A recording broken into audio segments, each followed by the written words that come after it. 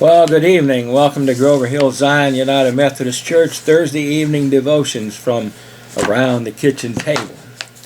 This evening I want to share a devotion with you from a man that is incarcerated, or he was incarcerated. Just to show you that we too have feelings such as they have, or they have feelings such as we have. And sometimes I think they go a little deeper than we go sometimes, because they have more time to think and ponder their situation while we have other things that distract us. So this man's devotion's based on Luke chapter 18, verses 31 through 43. And let me just read to you Luke chapter 18, 35 through 43.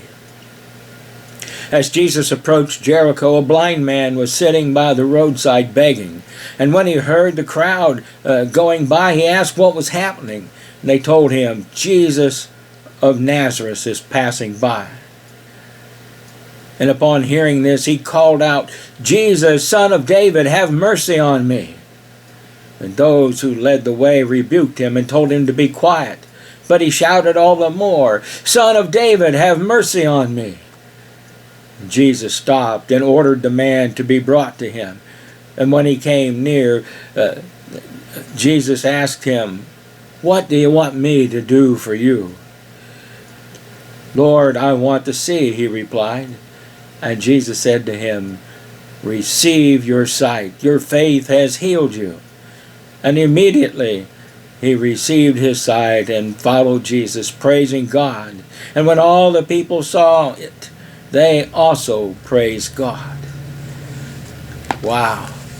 This poor beggar was blind at birth, and he received his sight. But you know, someone once said there's none so blind as those who will not see. Many of us aren't blind as that poor beggar was, but we can't see, and we need to have our sight restored to us. And that's really the gist of this devotion from this man that's incarcerated. And let me just share it with you. Perhaps you can identify with it even. He writes, in the gospel reading for today, we're told about the blind man who sat by the road begging. And as soon as people told him that Jesus, the Son of David, was passing by, he instantly summoned Jesus to have mercy on him. Out of the whole crowd, he managed to get Jesus' attention. Can you imagine that? Must have been very noisy that day. Why? Probably because Jesus was moved by this man's faith. You know, he says that there are times as I sit in my prison cell when I am a blind beggar. Sometimes I sit by the road like I have no hope, and I wonder if my situation will ever change. As I write this devotional, I'm struggling with my faith concerning things I've sought from the Lord in prayer. Some days all I can do is sit and beg, hoping that somehow, some way, things will break for me.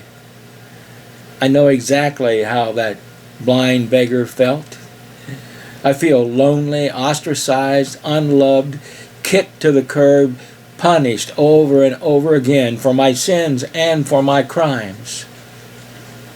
I call on the name of Jesus and ask for him to have mercy on me. But he doesn't seem to hear me. I ask myself repeatedly, am I worthy of a second chance? Do I really deserve mercy? My answer is, on my own merit, absolutely not. But the God I serve is a God of second chances. What He has done in the life of others, He can do in my life as well.